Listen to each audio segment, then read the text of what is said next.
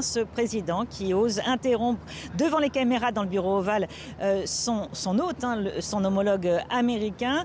Les médias qui soulignent cette complicité affichée entre les deux dirigeants, mais ils soulignent aussi qu'Emmanuel Macron, au fond, même s'il a le mérite d'être venu plaider la cause des Européens auprès de Donald Trump, ne repart pas avec grand-chose, aucune assurance de ce que va négocier Donald Trump avec Kiev, mais également avec Moscou directement. Et Donald Trump a réitéré que c'est bien lui qui a les cartes en main, en suggérant en tout cas que c'est lui qui dirige cet accord de paix qu'il compte signer très vite, un peu trop vite peut-être au goût d'Emmanuel Macron, qui n'a pas eu d'assurance sur ce que devra abandonner la Russie pour obtenir la fin de la guerre, qui n'a eu aucune assurance de sécurité.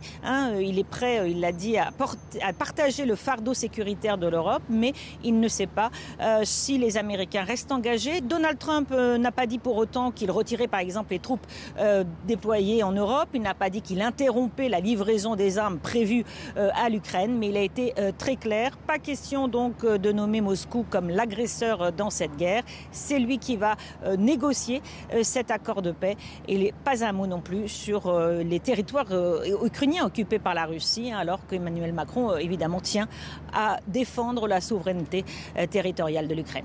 Et on assiste donc, Elisabeth, à un basculement spectaculaire de la politique étrangère des États-Unis. Oui, Donald Trump le revendique, il veut changer radicalement la politique étrangère des États-Unis, en tout cas normaliser les relations entre Washington et Moscou. Et c'est très concret puisque hier, à l'Assemblée générale des Nations unies à New York, les États-Unis ont voté contre une résolution présentée par les Européens en soutien à l'Ukraine. Et c'était un choc dans le monde diplomatique de voir les États-Unis voter aux côtés de la Russie et d'autres pays considérés très longtemps par Washington comme des ennemis. Donc c'est un revirement spectaculaire, un revirement diplomatique qui effectivement est très concret pour l'ensemble sur la scène internationale.